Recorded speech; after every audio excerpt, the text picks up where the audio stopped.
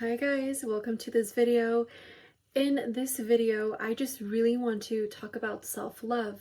As easy as that sounds, I feel like it's so hard to kind of understand that and incorporate that into your personal life because it is the best thing you're going to do for yourself, come before anything and anyone else. So let's get started. Okay, so let's talk about what is self-love. Like I said, it's pretty easy to kind of explain, but really hard to incorporate into your life. But I'll break it down for you. Self-love is something that takes time. It is something that is not overnight, and it takes lots of trials and errors to get there. It's really about accepting who you are and knowing who you are.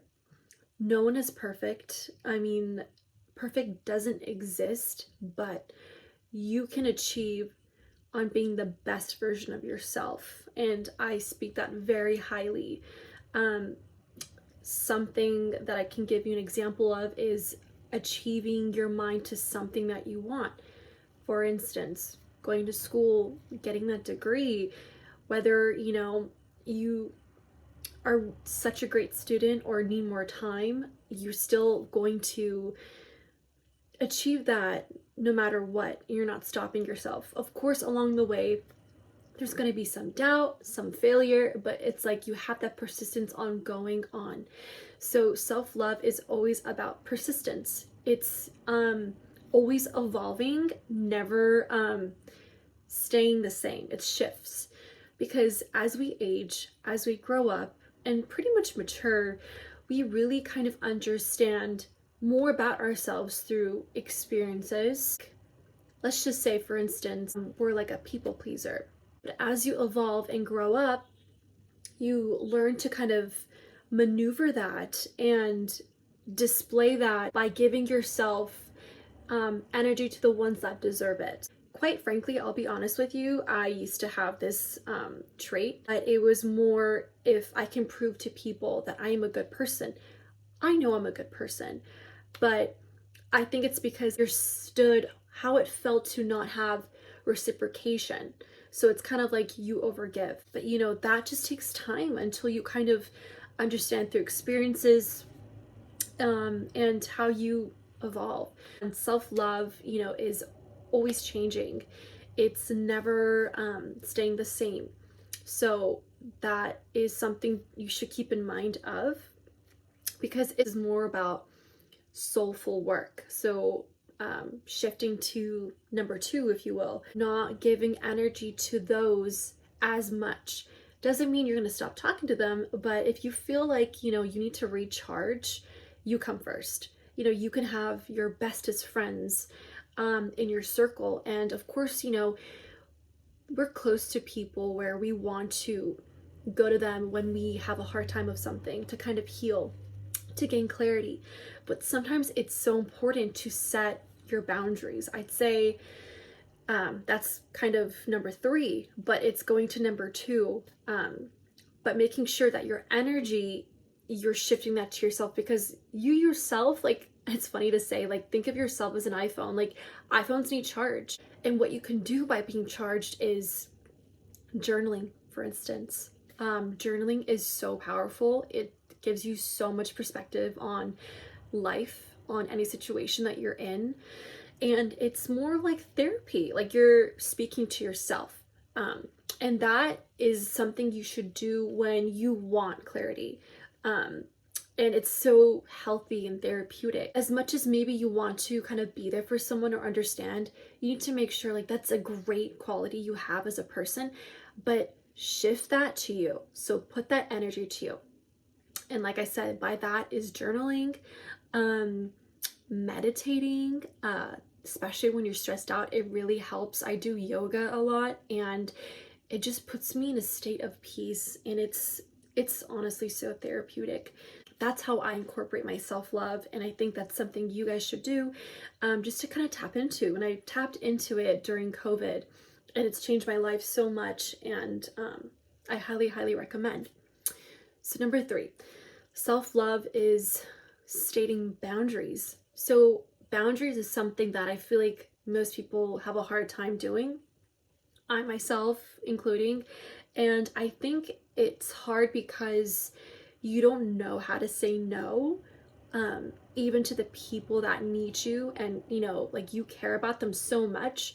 But knowing that, okay, I have to state my boundary for various reasons. For number one, maybe you're feeling like you need to recharge and you want to give the person the most attention possible before you can, do anything. You want to make sure you're being so reciprocated at the end of the day, because sometimes, you feel great being there for someone, but when you need them, it's kind of hard when you feel like disappointed and they're too busy for you. Like I said, no one is perfect and everyone has a busy life, but you will really understand who will be there for you. And that's not saying you should stop being friends with people or involved in certain relationships. It's how much you can kind of hold and take. And you will feel it. If your energy is being drained, that's when you know you need to recharge. And that's when you state your boundary. I can't talk to you right now, or I can't do this right now. Can we revisit this later, in a very healthy manner? So making sure you're really calm, collected when you state your boundaries, and it's respectful to your space. Because think of it like, think of a boundary as like you living in your castle. You're not going to let anyone through, for various reasons, unless you allow that. So it's so important, and like self-love is definitely about that, and it takes time. Like I said, it's so evolving, so you're going to be learning these traits about yourself. This one is going to be easy, but taking yourself out to dates, going to trips alone if you feel comfortable, or it could just be like to the city, taking yourself out to a coffee shop. Like, you are your own best friend, and it's so healthy because I feel like you gain independence that way, and it shows that you don't rely on anyone. And I love doing that. And a little getaway for me will be San Francisco, and I love going by myself. I'll just walk around, grab some coffee. Maybe I'll bring my homework with me, and I'll just study in a coffee shop, take some pictures, because I love taking pictures. And I feel like when I go, I go for a reason. Like, if I'm feeling stressed out, if I feel overwhelmed, and I'm like, I just need to get out of my bubble, like where I'm living, and I feel like I come back as a new person, I come back with a new perspective, and I feel healed. It kind of also feels like, I'm being cleansed. So it's such a very powerful meaning, I would say, and it really does make a difference when you do that. Go to a different environment, because of course I can get into spirituality, but for the simplistic reason for this video, I just want to say, like, energy is real, and if you put yourself out there and you kind of do things with good intention, like for instance, like I said, just kind of do something for yourself, solo trip, you're gonna gain so much strength, and you will see that you're very content by yourself.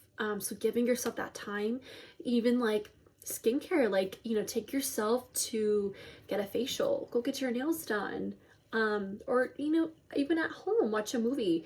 It's so important, because you do not want to be that person that finds validation in others, and that could happen later on in your life if you do not work on yourself, like on a soul journey. Whatever happens in your life, like out of reason, you have to kind of come back and collect yourself together, because honestly, no one is going to do that. And I'm just telling you, like, it's nice to go to someone to kind of, relate and vent, and you feel a little bit better, right? Because you feel heard.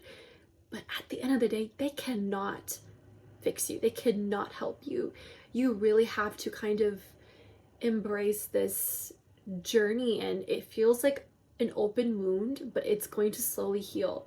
And you don't want to do things that temporarily kind of stops it by putting a band-aid on it, because the band-aid, you take it out and sometimes it's also in like the worst state possible, and you have to put a new one in.